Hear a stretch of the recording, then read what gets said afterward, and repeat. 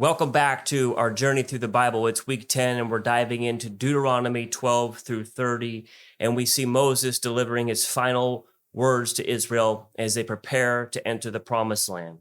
And these aren't just words. These are a powerful call to obedience, faithfulness, and a devotion to God. So let's jump right in. I like to take three highlights as we prepare to read this week, and the first highlight is this. It's the warning against idolatry.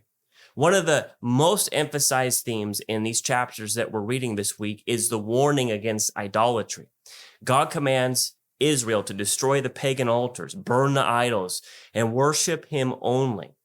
But why is this so serious? Because idolatry isn't just about statues. It's about an allegiance. Worship determines whose authority that we live under. And even today, we face idols, whether it's money, success, or comfort. These passages challenge us to examine our own hearts and ask, what competes with God for my devotion? Second highlight is cursed is one who is hung on a tree. In Deuteronomy 21, we're going to find that there's a striking verse that says, a man hanged on a tree is cursed by God. And this law applied to criminals, yes, but it's also prophetically pointing to Jesus. Paul actually connects this in a passage in Galatians 3:13 where he says, Christ redeemed us from the curse of the law by becoming a curse for us.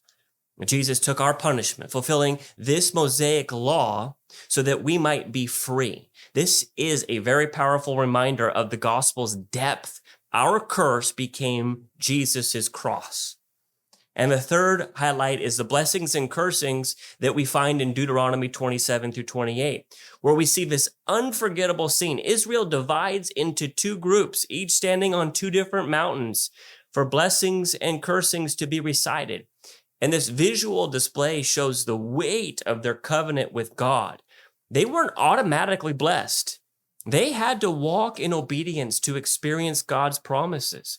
And while we are not today under the Mosaic covenant, we still see that obedience brings us closer to God's will, blessings from him, and rebellion leads to a correction.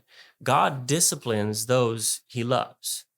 Now let's jump to three themes that I want to pay attention to as we see them emerging from these passages. And the first theme is a call for separation. God was setting Israel apart, and not just in the distinction of the land, but in character. And we're also called to be distinct. We're to live in the world, but not be of the world. So as you read this week, ask yourself, what does separation from the world look like in my daily life? Secondly, we see the purging of evil. There's a command a few times to Israel to purge the evil in their midst. And while we're not going to do it the same way they did it, the principle remains that we must cut off sin and the influences that pull us away from God. So when you read the verses this week, reflect on the things that maybe you need to purge from your life today. And the last theme is the theme of the promises linked to obedience. Israel and their promises depended on their obedience. Our salvation today is by grace, but obedience to God leads us to greater spiritual fruit. Mark 4:20 says that we need to hear the word, accept the word, bear much fruit. And that comes from obedience in God's word. And finally, let's zoom out now to a supernatural worldview on this link between worship and the spiritual realm.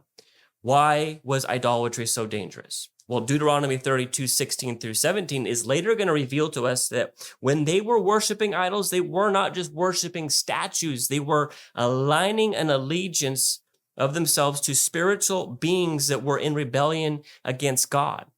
Paul later reinforces this in 1 Corinthians 10:20, saying that what pagans sacrifice, they offer to demons, not to God.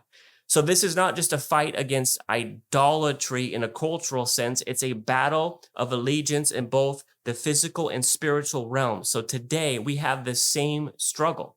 Who or what are we truly serving? This perspective really helps us to see that idolatry is not just merely a personal failing. It has real spiritual consequences, and the enemy seeks to draw us away from God through the things that we put above him.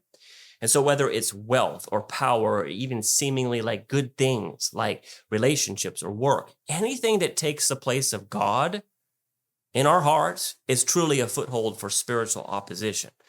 So recognizing this should lead us to a spiritual vigilance, a renewed commitment to worship God alone. And as we close today, Moses' final words aren't just for Israel. They echo today in our lives as well. We're called to worship God alone, to live in obedience, to reject the idols of our heart. So take a moment as you read this week, reflect. What is God asking you to surrender to him? Identify one idol, an area of disobedience in your life perhaps, and commit to surrendering that to God this week. And let's get into some discussion here. Write in the comments below what you're experiencing in this. Like the video, subscribe if you would, send this out. Let's continue in our journey through the Bible this year, not just with us, but let's bring people into this. And I'll see you next week.